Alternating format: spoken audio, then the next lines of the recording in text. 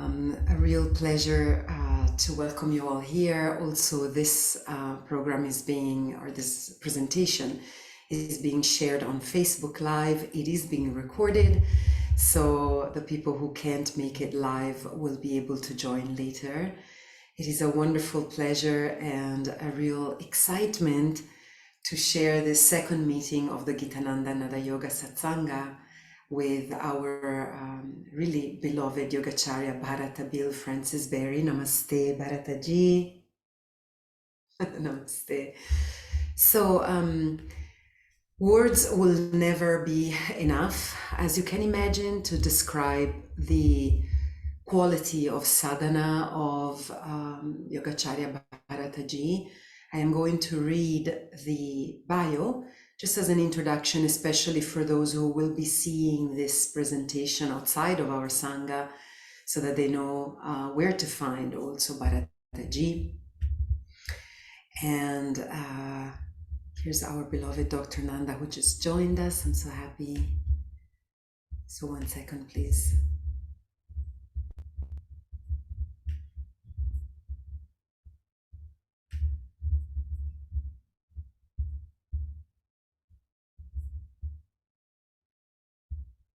Just 1 moment.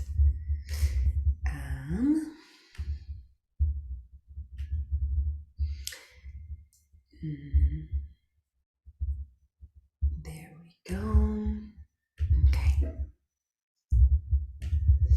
Lovely. So we'll continue. Namaskaram, Guruji. Namaste. We're just about to begin. Namaste.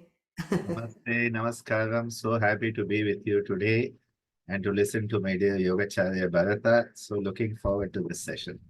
Wishing us all the best. Thank you so much, sir. Thank you for taking the time and making the time to be here with us. And so I was saying, of course, as you know, that words are not enough to describe the quality, especially of the sadhana.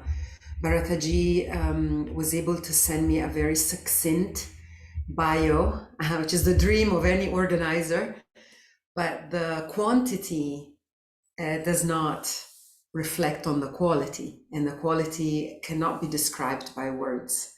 So we're very, very honored, very excited. We would like to thank, first of all, Bharataji for offering to come here and guide us.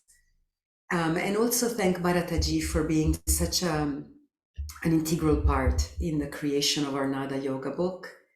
Bharataji was there with some other of you who are here also, was by my side and by Dr. Nanda's side, step by step, making sure that we didn't miss anything, that we checked everything, that we double checked everything, 3-time check everything.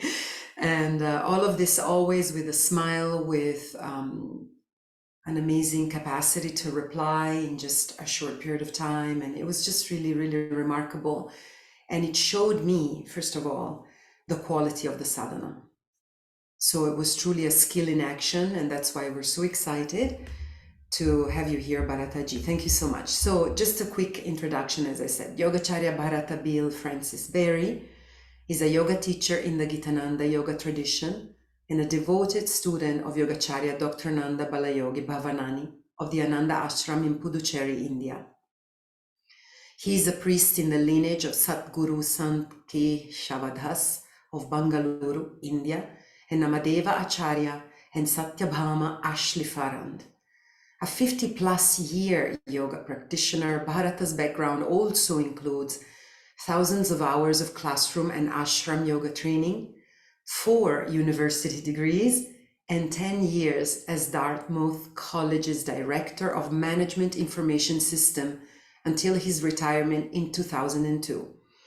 If you want to learn more about Yogacharya Bharataji's offering, Bharataji's practice, his many, many achievements, you may visit mantravijaya.com. And I'm putting this information here in the chat, and we'll also put it in the description on Facebook and YouTube.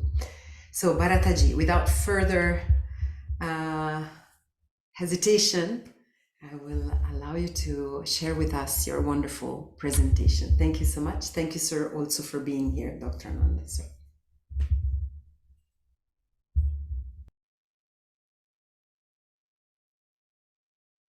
Thank you, Sangeeta ji. Thank you, Dr. Ananda ji. It's an honor to be here and share my experiences, my passions. As we prepare to begin, I will do two things here. I will confirm that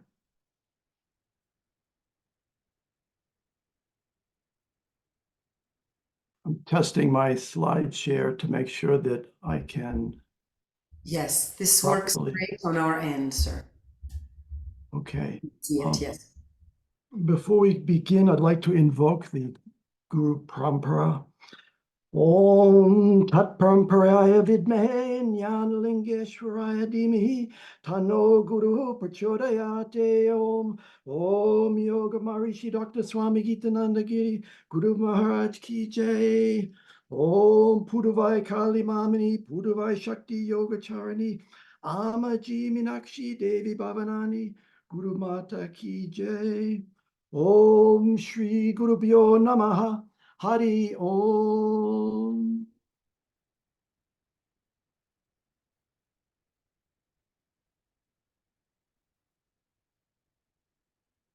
Thank you all for joining us this morning, my time, at various times around the world. It's an honor to share these teachings with you.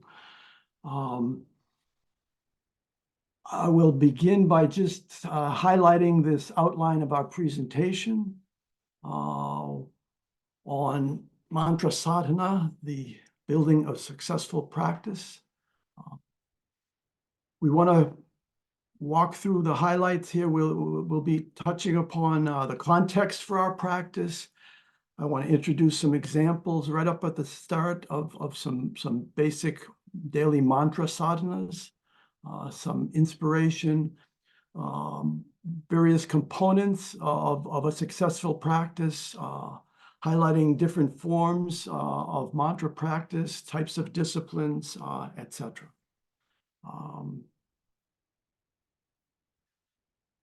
For some context, first things first, as Swami Gitananda said, no option yoga is a reference to the fact that we do not selectively isolate just that portion of the yoga teachings that we resonate with. The Ashtanga yoga, the 8-part yoga system is a complete package. The whole is much more than the sum of the parts. We need the whole to succeed in our practices. Especially the foundation, Swami Gitananda was often emphasized as essential, as required, a foundation. All of our yoga practices, our daily mantra sadhana is built upon a strong foundation. It requires a strong foundation based on the yamas and the niyamas. And we won't go into further detail on this, but hopefully people recognize these categories of the panchayamas and the niyamas, the 5 moral constraints, the 5 ethical observances. If this is new to somebody, then you want to do some homework on this soon. This slide is intended to, right up front, let's address the topic of I'm too busy. I'm too busy to do a mantra practice. I'm too busy to do my asanas. I'm too busy to do pranayama. How much time is realistic in somebody's busy schedule?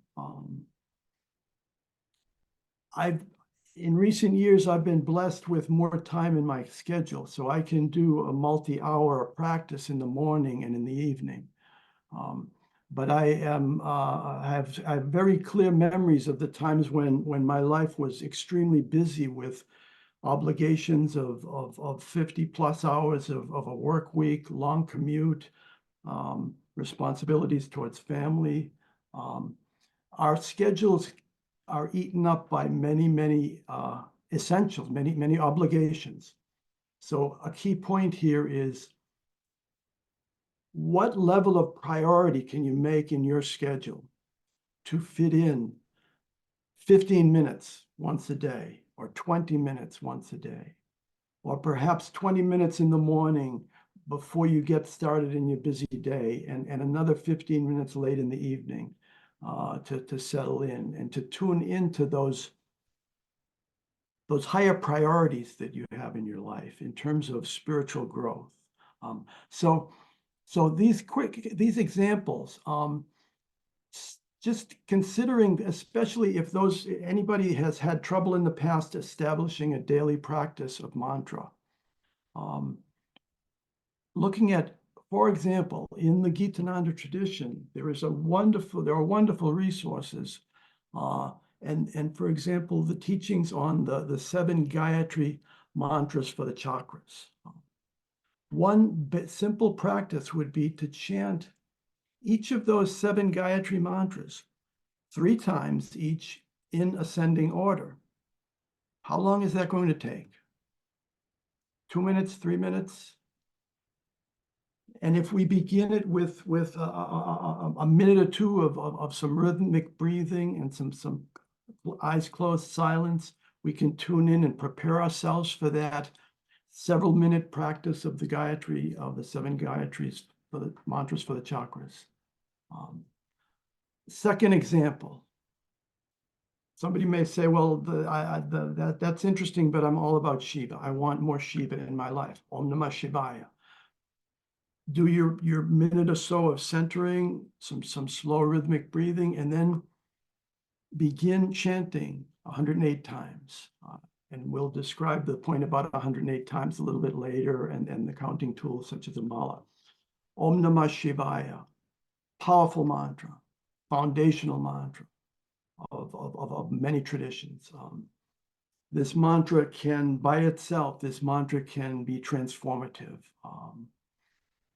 There's a wonderful story in a book that Sangeeta and Dr. Nanda put together years ago, Saraswati's Pearls. There's a wonderful teaching where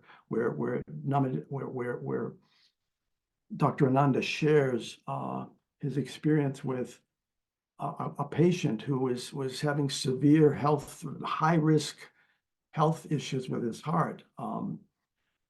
Dr. Nanda asked, what deity, what principle are you drawn to? He said, Shiva. Dr. Nanda recommended Om Namah Shivaya. A number of months later, this patient returns, and there's been a transformation in the blood flow supply to his heart, and the man is in much better shape then. So powerful effects of mantra like Om Namah Shivaya.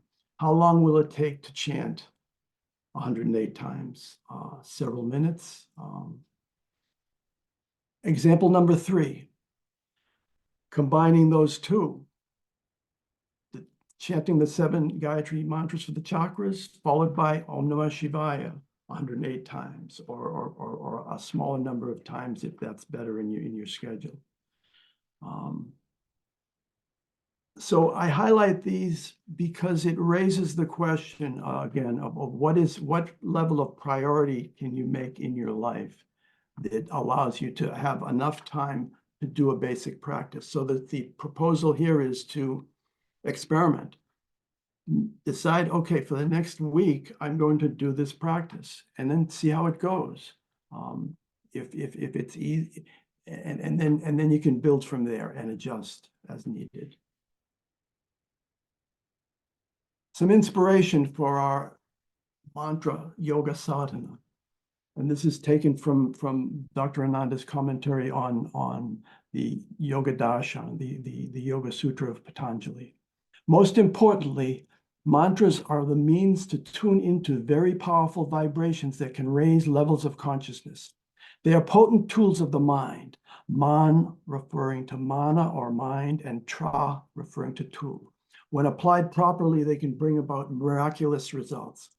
The South Indian Shaiva Siddhanta tradition places great importance on the proper use of mantra in healing.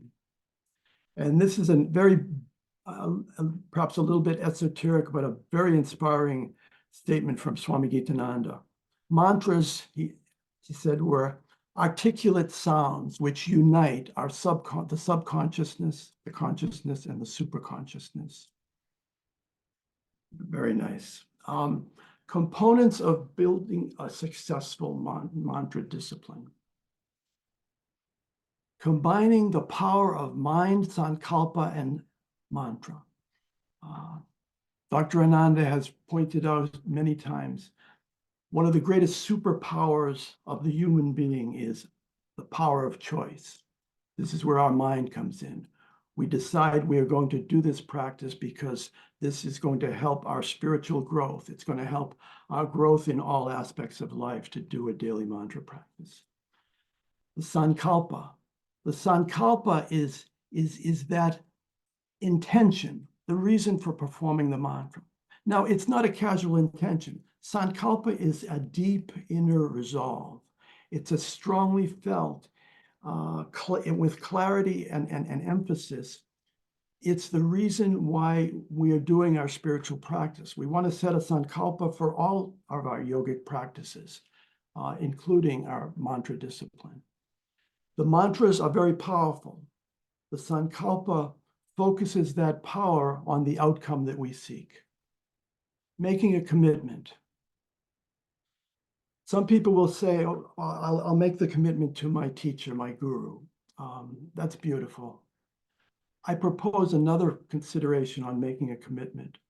We're making a commitment to ourselves. We're making a commitment to our higher self, the higher self that we aspire to become. Vivek, this is a quick point on, we want to be very careful about our source of mantras. Mantras are powerful tools we ingest. When we chant a mantra, we are ingesting that energy into our spiritual physiology. We want to be sure it's an authentic mantra. Now, that's not a worry when we trust the materials from our teacher, for example, from the Gitananda tradition. But we want to be cautious about what's available on the internet. We want to be selective about deciding who and what is our trusted authority. Proper Vivek is what we just covered. Proper pronunciation. Everyone agrees that proper pronunciation of the mantras is essential. Unfortunately, that's where the agreement sometimes ends, because there's so many regional dialects, there's historical variations in Sanskrit pronunciation. The key point here is chant the mantras in the way that your trusted teacher chants them. Chant the mantras according to the pronunciation that you hear from your guru. Chant the mantra with the pronunciation, the best possible pronunciation you can accomplish. Dharana, with all of our practices, dharana focus is essential. It helps to strengthen the power of the practice. Sincerity. Sincerity is more important than a lot of people realize. Sincerity can act as a supercharger to bring more of that deeper devotional energy targeted at our highest, that high priority of why we're doing the practice of our sankalpa. Abhyasa, self-effort, or as Dr. Ananda's mother, Amaji, Yogacharini Minakshi Devi Bhavanani, as Amaji would often remind people, the 3 R's: regularity, repetition, and rhythm. Self-effort. To accomplish anything in our yoga on our yoga path, we need to make that effort. We need to live that effort every day. Vairagya, objectivity. This is a bit of a paradox.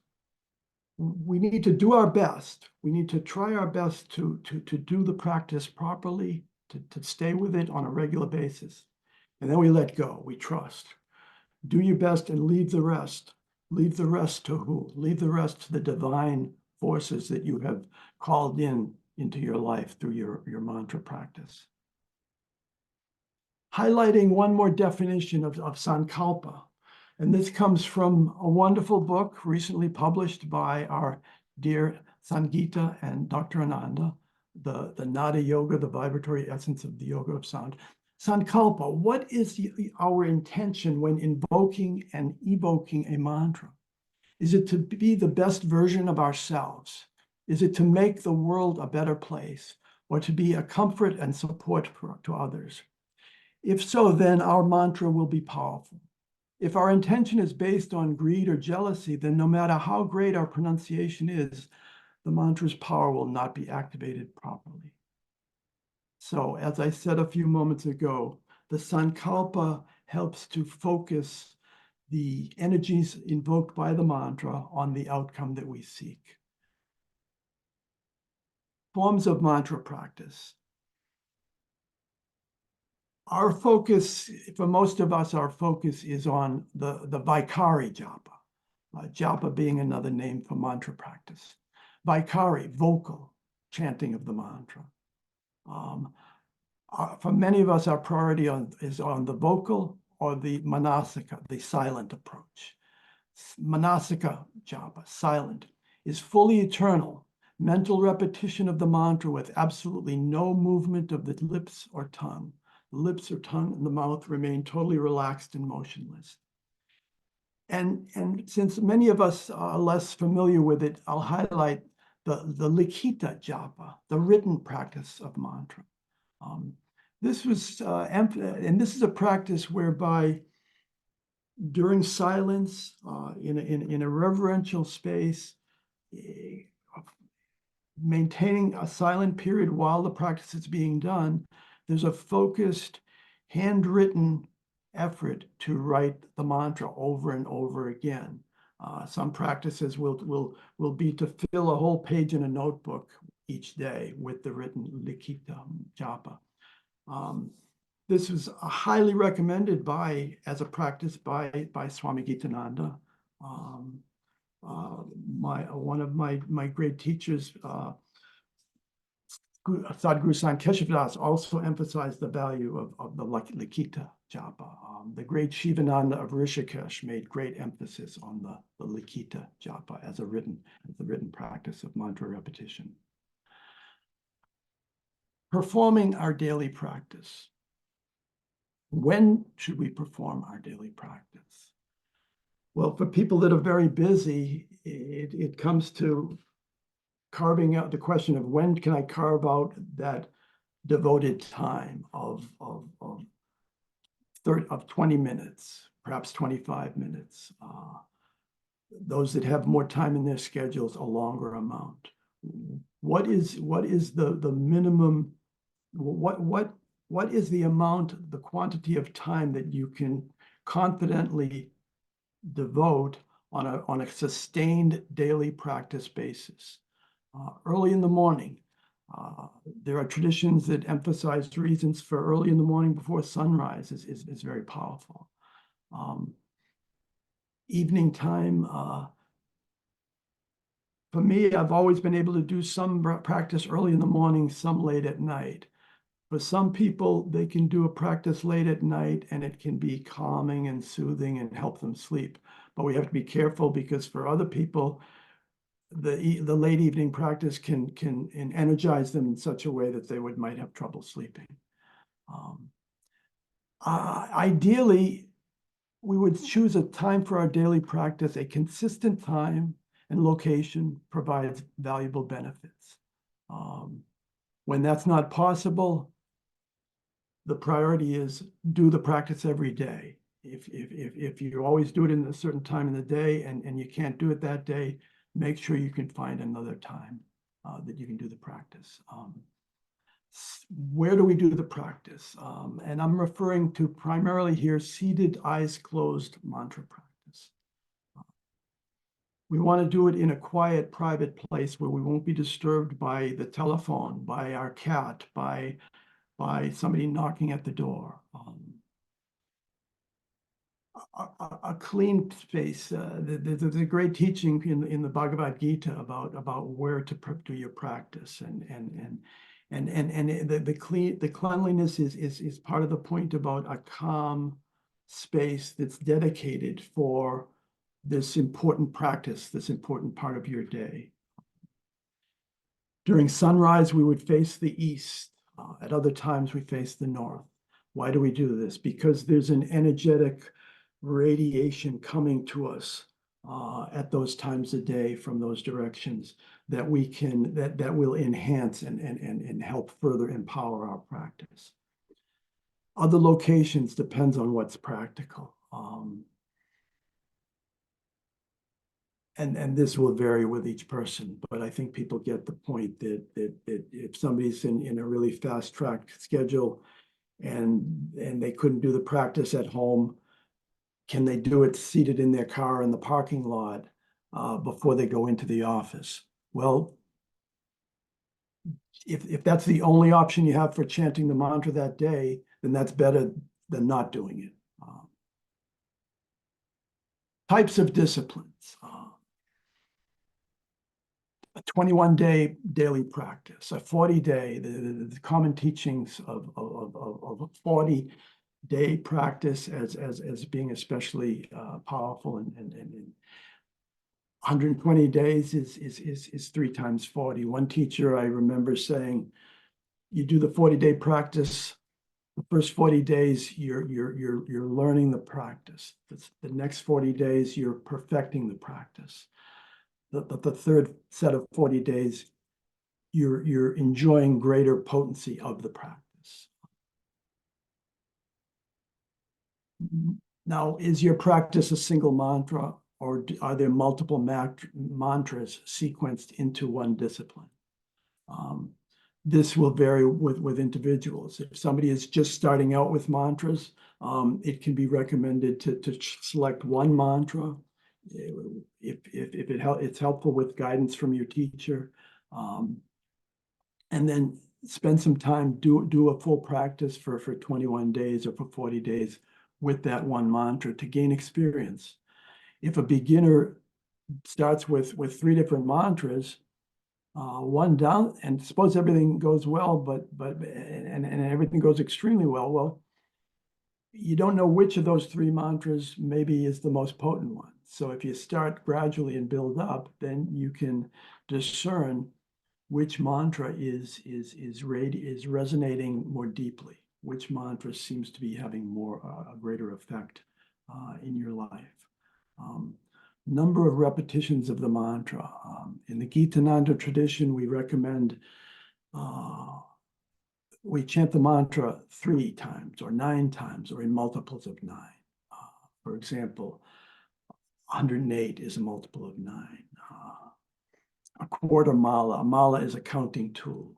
A mala has 108 beads. Many of us are familiar with malas. A quarter mala, it can be a very convenient way to chant the 27 repetitions of the mantra.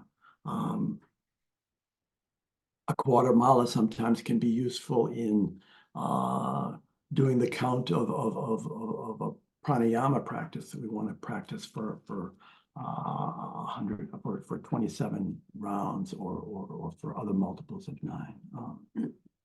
Counting tools. I mentioned malas. We've got the 108 bead mala. There's malas are made of different materials, different types of beads, rudraksha beads, tulsi beads, some gemstones, some people. So different traditions put a different emphasis on different types of malas for different mantras or for different deities. I respect that, but personally for me, I see the mala as a counting tool, and I use the same mala for my private practice for various mantras. For me, what's more important than what the bead is made of is what's in my heart, and the focus and the devotion and the sankalpa that I bring to the practice. Instructions on the proper use of malas. There's small mini courses on this, but just briefly, we hold. The teaching is that we don't touch the mala beads with our index finger. The index finger can represent ego. That reinforces that. We there's different traditions, whether we count the beads, pulling them towards us or away from us. One of the beads is larger typically, or has a tassel to it, the Meru bead. The tradition is we don't touch that. We step over that, or we reach that, and then we reverse direction in the mala. Why don't we touch that? Because the teaching is that there's this power, this Shakti energy absorbed and built up in that Meru bead. The first time I heard that, I was surprised at that teaching. And then I took my mala that I've been using for years, and I held it in such a way that I was not touching the Meru bead. And I tested it by bringing that Meru bead to my heart, and wow, there was something there. It was a fun little discovery back years ago. This is a concept that I came up with. If somebody's doing one mala a day, one mantra a day, this is less relevant. But what can happen is the more mantra teachings you're exposed to by your teacher, you start to say, oh, I want to do that one. I want to do that one. We're always wanting to add another mantra to our practice. And that can be unmanageable. So, because eventually we reach a limit of how much time we can devote. So what I propose here is that for anybody in that situation, to categorize our mantras into core practice mantras. These are the ones that you've made that commitment to stay with for the foreseeable future, for the completion of your 40-day discipline, or maybe you're doing a many-month discipline and you're just staying with it for as long as possible. The non-core mantras are some other mantra that maybe is chanted at a different time of day that you're evaluating, you're experimenting with. Overcoming obstacles. This is a big topic, but we'll just highlight two brief points on this. In the Yoga Sutra, Maharishi Patanjali highlights the 5 kaleshas. He teaches about the 5 kaleshas. Kalesha means obstacle or affliction. These are obstacles to our practice of yoga, including our practice of our mantra yoga sadhana. These 5 kleshas: ignorance, ego, attachment, aversion, and clinging to life. But fortunately, as explained in Dr. Ananda's commentary on the Yoga Sutras, in the Yoga Sutras, we see that the fluctuations of the kleshas can be silenced through meditative awareness. The kleshas can be silenced through mantra. There's another reason to do our mantra practice every day. Even if we don't fully understand what these kleshas are and which one may be an issue for us, that's okay. The mantras are multi-purpose, can be all-purpose remedies to help us through obstacles such as the kleshas. One more point on this. Over the years, I've accumulated some 7 or 8 versions of commentaries on the Yoga Sutras. A couple of them are special to me because of sentimental value, because they were my first copies. But when I discovered the quality and depth of knowledge and understanding on every page of Dr. Ananda's book on understanding the Yoga Darshan, an exploration of the Yoga Sutra of Maharishi Patanjali, highly recommended as a reference book for life, as a reference book for any of these questions on yoga practice, on mantra sadhana. Another category of obstacles that Maharishi Patanjali highlights, the 9 antaraya obstacles. And just briefly, this involves disease, dullness, indecision, procrastination. That may sound familiar: indecision, procrastination, etc. These are obstacles to our path. They're They're problems that can get in the way of doing our practice. They're problems of the mind. The mind, it can be a major obstacle. This is why one of the great powers of the mantras is that it helps us to get past the mind. It's interesting. I mentioned a paradox of doing our best in the practice and then letting go of the results. Another paradox is the mantra practice is very much empowered and strengthened by the power of our mind. And yet, eventually, ultimately, the mantra practice helps us to transcend the mind, helps us to go beyond the mind. And this is where some of the deeper, greater peace comes in. The deeper peace, the clarity, the inner silence that can be cultivated. And this is well beyond these antaraya obstacles. Since I mentioned inner peace, I'll highlight one of my favorite comments briefly as we approach the end of this presentation. I like to say inner peace is a learned habit. Inner peace is attainable through the daily practice. Inner peace is at one level, it's like a what the psychologists call classical conditioning. We're conditioning, we're training, we're retraining our mind and our physical physiology to calm down, to not overreact. More important than our physical physiology, our spiritual selves. The daily mantra practice is chipping away at the obstacles of our perception. It's clearing the path. It's establishing our connection with that inner peace that's built and strengthened through our practice.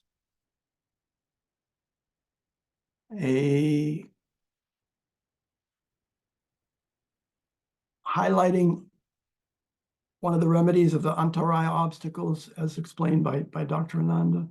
What benefit occurs from the repetition of the pranava Om? When the Om japa is done with utmost concentration and involvement, our sankalpa and our dharana, our focus, one begins to understand whom one is, essentially. A state of being ensues wherein consciousness experiences a realization of its true identity. And this is a powerful tool in overcoming in making the yoga sadhana, the mantra yoga sadhana easier. And it helps us to develop self-knowledge. A closing quote from Swami Gitananda, the pranava pranayama, one of the cornerstone practices of the Gitananda tradition, a beautiful practice that involves obviously the pranava chanting and synchronized with pranayama. I often remark that if my students did nothing but this pranava pranayama with dedication and intensity, with complete and pure one-pointedness of mind, they could achieve enlightenment.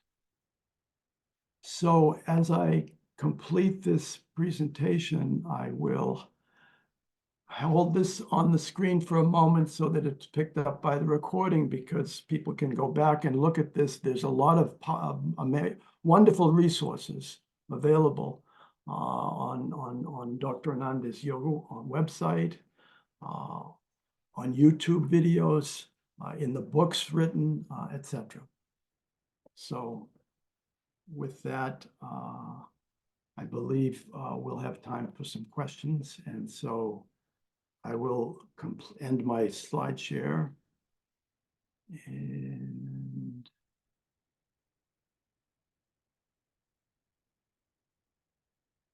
thank you. Thank you, Sangeeta. Thank you, Dr. Anandaji.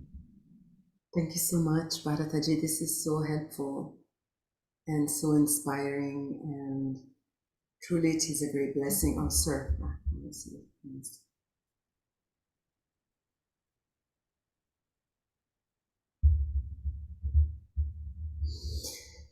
Yes, so Thank you so much, Bharataji, for bringing together all this practical information that can help us with the daily practice and to gain some clarity.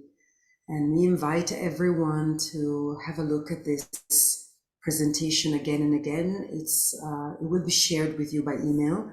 I will upload it onto YouTube so you can see it again and again and enjoy the slides and take notes, and just make sure that you go back to it and use it as a reference point. With the permission of Bharataji, I would like to ask you, would that be okay if some of the yoga teachers here could use it in their videography for their courses and things like that, so that they could share your wisdom with their students? Yes, everything that was presented, feel free to use that, share that with your students. Thank you. That's really, really wonderful. So this would be a very good time now, if you have questions for Bharataji, to ask them. You can just unmute yourselves and ask the question, or write them in the chat if you rather not be on video. So we'll give you just a couple of breaths to ask Bharataji any questions you might have.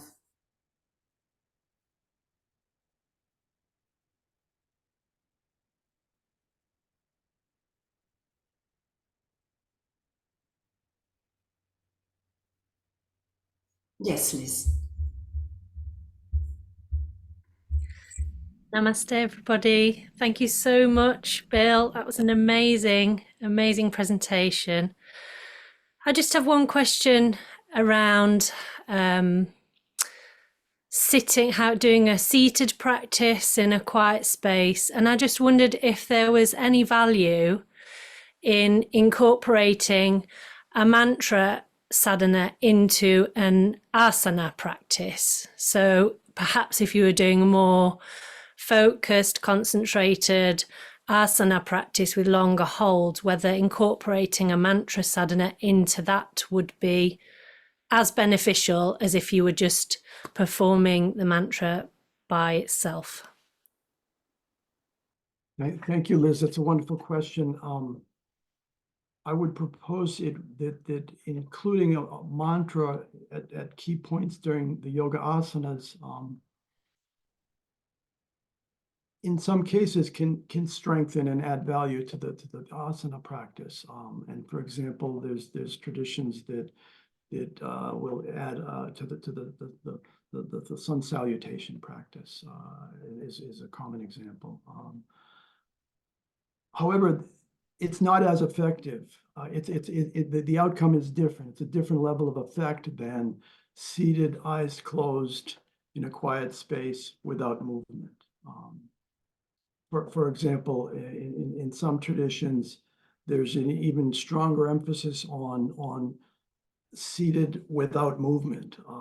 In other words, remaining very rigid and still. I think it's important to be comfortable, but remaining in that seated posture is important and powerful. And there's one last point on this. There's different sets of goals. Our asanas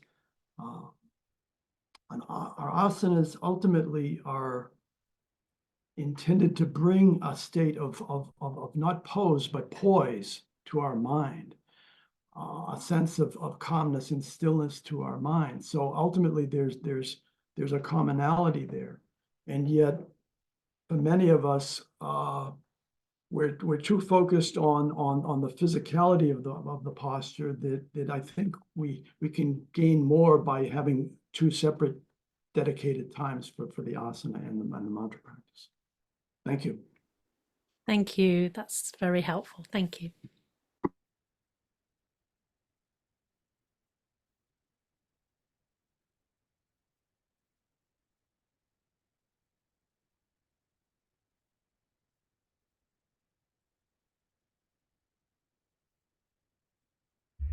I am going to read a comment that Max put in the chat, Bharataji.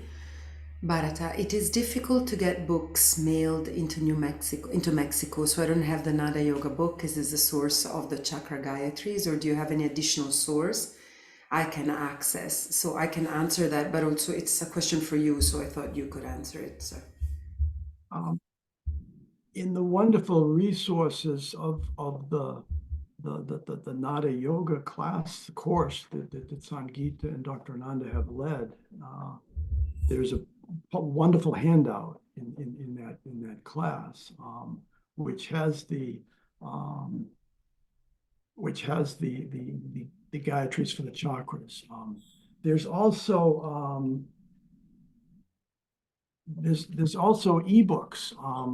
There's a wonderful small book that can be purchased as a digital copy and downloaded. So that's an easy source right there.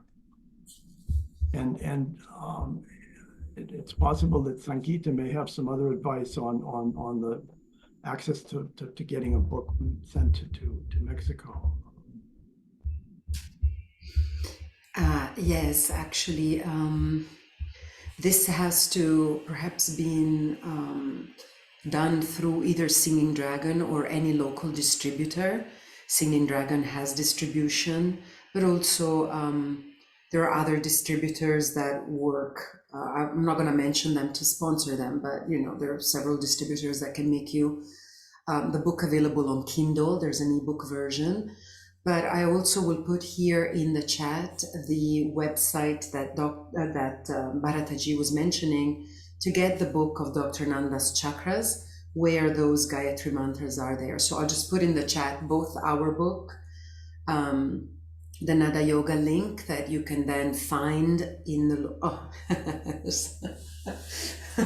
Thank you for letting it slide from the bottom up like that in this beautiful ascension. That was really tactful.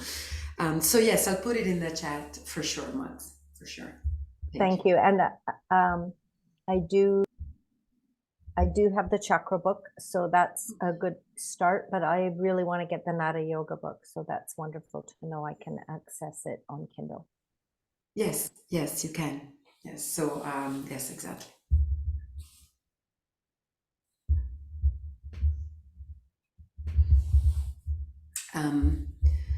I also, of course, have a question. I always have questions, but any other questions before?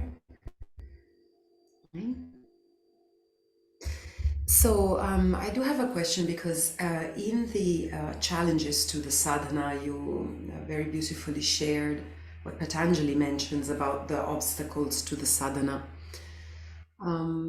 But I wanted to ask you, where did you find the force? Where did you find the strength when you met your obstacles? Is it pure will? Is it falling in love with the practice? I'm curious to know where you summoned the strength, because we can read about Patanjali's teachings, of course, but because you're here in flesh and bone for now, right, on this Zoom call. How did you do it? Because if it's will, then maybe the devotion can get lost. If it's devotion, then we get distracted and the will gets lost.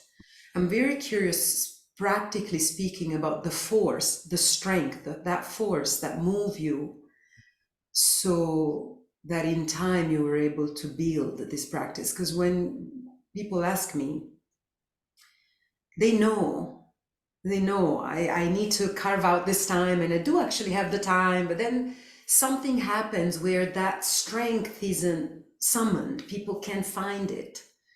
So how would you describe that strength? Where does it start? Where is it? I think, well, two things. One is I was blessed with I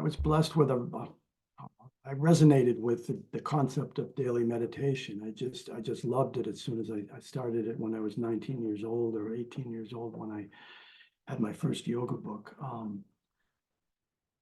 But more importantly, in terms of our conscious control, this is where, to borrow a phrase from Swami Gitananda, no option yoga.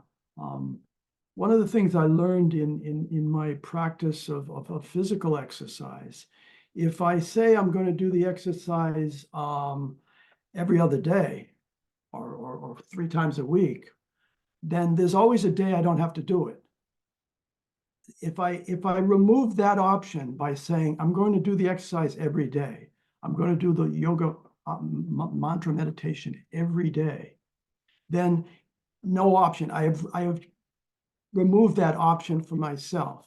Now, I follow, to the best I can, I follow the teaching that I'll do it at the same time each day. But that's the one flexibility I give myself. If I'm doing a sustained daily practice for many months, and my schedule is such that I can't do it in the morning, I'll do it later in the day. I'll just ensure that absolutely I have to do it before midnight. That's my passion, and I remove the choice. My only choice is when. So it's a, I don't know if you call that willpower or I call it clarity. I call it clarity about my priority. What is important in my life? And here's a quick example of something else to add to our daily sadhana. For those in a very busy schedule, when I was working 50+ hour weeks in a long commute, etc., a very stressful job, in the evening, I would try my best every day to open up a scripture and read a paragraph from a commentary on the Bhagavad Gita, or read a passage. And so somebody else might say, well, I always get inspiration from this poet. I'll read that poetry. I'll read this scripture from this Buddhist tradition, if that's your practice. 2 or 3 minutes of that focus each day, it can remind us of why we're doing the practice every day. It can remind us of that elevated goal that we have that gets hidden behind the busyness and the obligations and the urgencies that we have to face each day. So that's another consideration in helping us to achieve that daily practice. Thank you so much. This is very, very helpful. Looping back to how you started with this concept of teaching of no option yoga, I think this is brilliant. It is suggested by many coaches also, as well as spiritual leaders, to avoid the no option, right? So you decide, and then your mind doesn't have to think about it anymore. You made the decision. So it's very helpful. Thank you so much. So Dr. Dwivedi, you have a question? Yes, of course you can. Please unmute yourself and ask the question. Thank you. Namaskar. Namaste, Bharatji. And your presentation is really helpful and beautiful presentation. Thank you so much for that. And as you very correctly mentioned that sankalpa, intention and sincerity, these two things are very, very important to get the expected benefits out of mantra sadhana.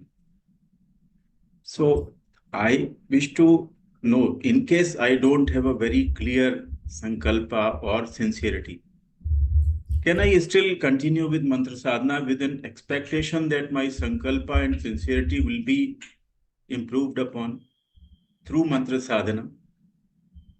And another aspect, another thing which I expect from you to answer, what is the importance of meanings of a mantra? Understanding the correct meanings. These two things. Thank you. Wonderful, wonderful questions. The first part of your question is yes, you will still gain. There's a teaching. The mantras are also referred to as the divine name, chanting the divine name, the divine names of the deities, for example. They are each, the deities have these hundreds and hundreds of names. Each name is representing a quality of that deity, of that archetypal principle. We chant the mantra, we draw that quality into ourselves. A single repetition of a mantra done to the best of our ability, whatever our level of sincerity or focus or not, to the best of our ability, can bring a blessing. One repetition of a mantra done with our best intention can bring a blessing. So stay with the practice. The practice will build revisit this question of sankalpa and see over time if you can bring more clarity to that sankalpa, to that vision, that higher vision of why you're doing the practice. On the question of meaning of the mantras, there are some traditions that emphasize more than others the importance of thinking about the meaning of the mantras and contemplating at a mental, intellectual level the meaning of the mantra. I respect that. There's value in that, and if that resonates with a person, then that is a powerful stage in the path of growing with our mantra practices. My personal priority is to transcend the mind. I want to stop the mental chatter. I want that silence that we glimpse and that we can taste through our dedicated practice. The silence gets bigger, the silence gets deeper, the silence has a staying power, and it brings a calmness that carries us through that busy day. That's where I want to go. So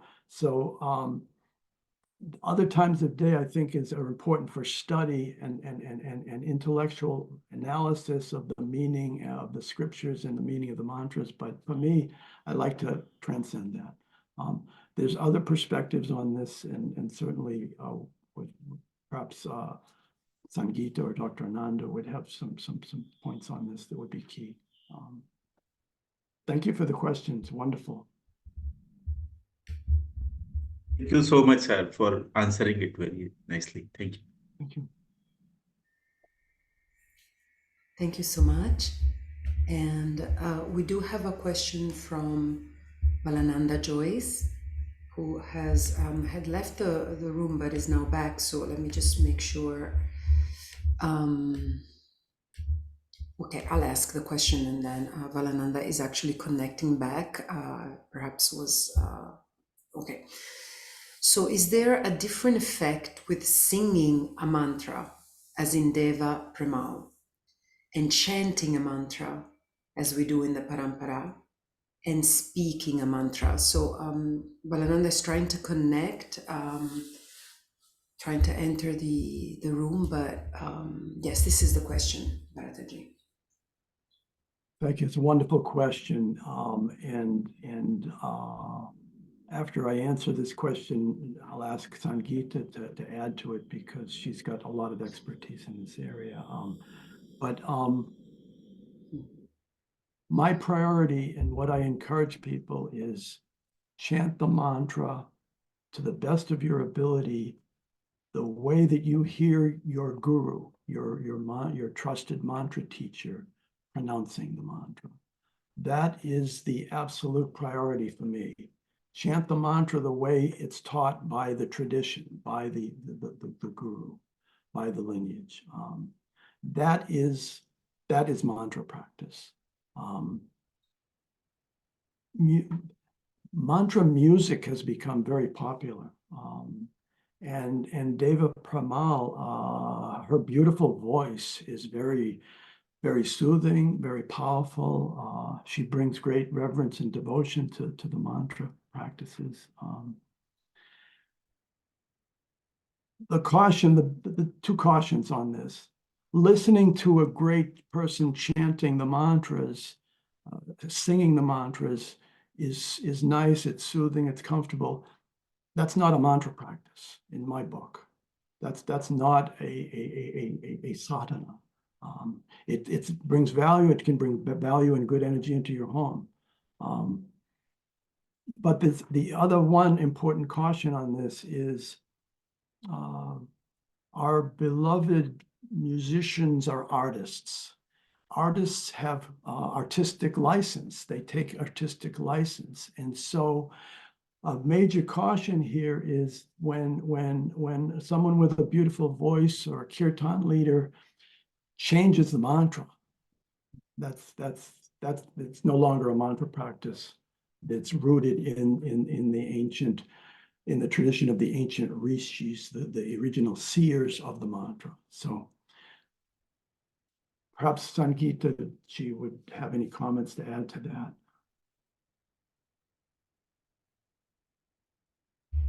Thank you. Thank you, Bharataji. Yes, I think I don't have much more to add to that. I think you answered beautifully. In my studies with Dr. Nanda, and perhaps then Dr. Nanda truly can can answer this question, but in our studies, even at the ashram, we have an experience of invoking a mantra as mantra sadhana, and then how those mantras, specific mantras, become a bhajan. And there's a level of connection, obviously. So, for example, the Panchakshara mantra, as you eloquently taught us, Bharataji, is a mantra sadhana in its own power. In fact, we invite you all to celebrate and join Mahashivaratri. Those of you who are at the ashram can actually be so blessed to go to Kamli Swami Madam and all. But anyway, so there's a mantra sadhana practiced with the self in multiple levels of communication and with the mala and so on. But then that mantra becomes a bhajan. Om Namah Shivaya, Om Namah Shivaya, Om Namah Shivaya, Om Namah Shivaya. And that includes a level of bhakti and performativity. And as Dr. Nanda describes, a communal catharsis that is not necessarily there in the mantra sadhana. So I think what Deva Premal does, and I agree with you, Bharataji. I think that changing the accent of the mantra to fit a specific chord pattern isn't what is done traditionally. That's all. It's appealing. It's a great introduction for people outside of India. That's wonderful. We really are grateful to that tradition, but it isn't what the classic yoga teaches us. The accents should be preserved. The melodies or the intonation of the mantra in the Vedic style should be preserved, and so on. But in the bhajan or in the kirtan, some other, other traditions call it kirtan, as you said, some license can be taken by the artist. But one of them is more of a communal catharsis, a kind of like a sing-along and an enjoyment of social catharsis. The other one is a very different type of practice. And it is, of course, there's no separation ultimately, because all is not is all. There's no separation ultimately, but the effect at the social, personal level are different. So thank you for inviting me to answer the question. I'm going to invite Dr. Nanda to also tune in, pun intended.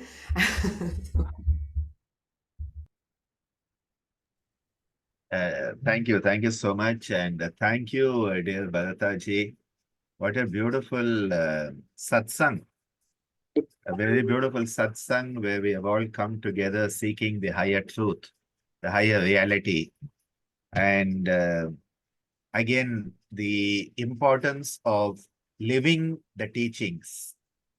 You have very clearly brought out your wisdom that has come from living the teachings.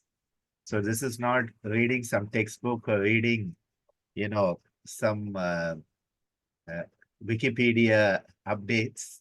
This is real living of the teachings. And I think that is why what shines through your talk today, it's not really a talk, it's a satsang. It's more than a talk. So through your satsang today is your anubhava. And that is the experience. Because yoga is an anubhuti shastra. It is an experiential science. So how much ever we talk about it, it's like talking about the beautiful cake that someone has baked. And, it doesn't matter how much you talk about it, you will not have the feel of having tasted it. So the proof lies in the tasting. And I think your experiential wisdom, which is the result of tasting the essence of mantra sadhana, is what we got today. So thank you very much for sharing that experience. Regarding the question, already Sangeeta answered the answer.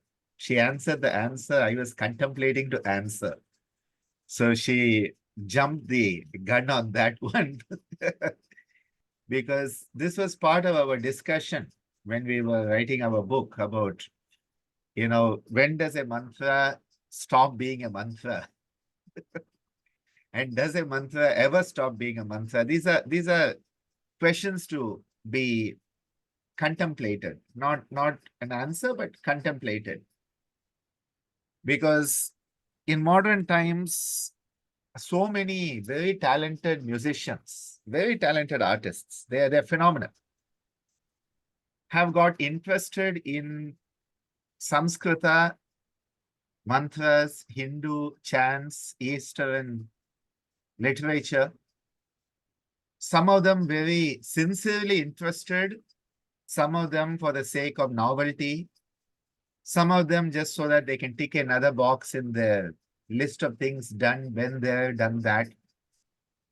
And so you have this plethora of chants where you find chants to Devi, chants to Shiva, chants to Krishna.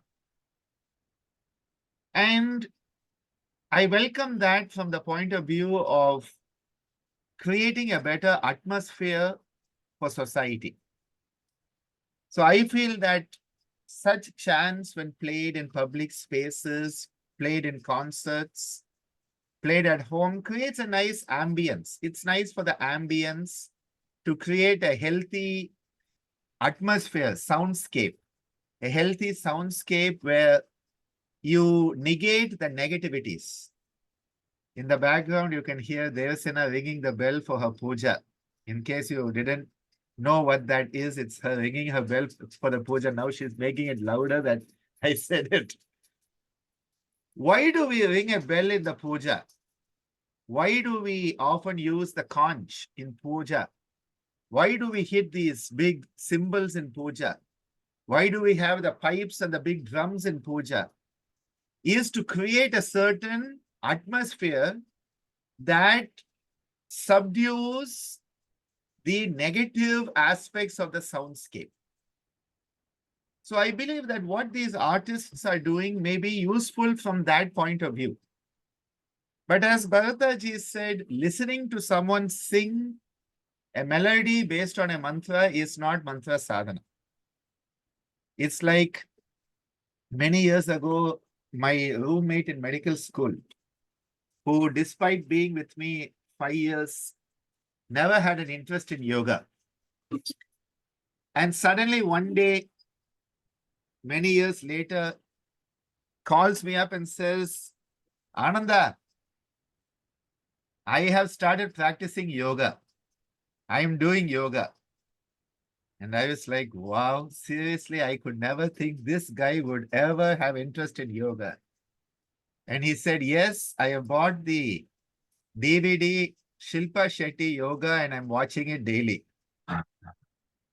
Now, for those of you who are not from India, we have a very famous, good-looking, gorgeous actress, Shilpa Shetty, who did a DVD on yoga with, minimalistic clothing in line with the traditional Digambari sannyasis.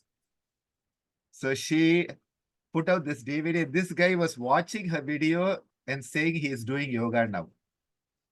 So I am just giving you a crazy example that people think that sitting and listening to someone chanting mantras or singing mantras is mantra sadhana.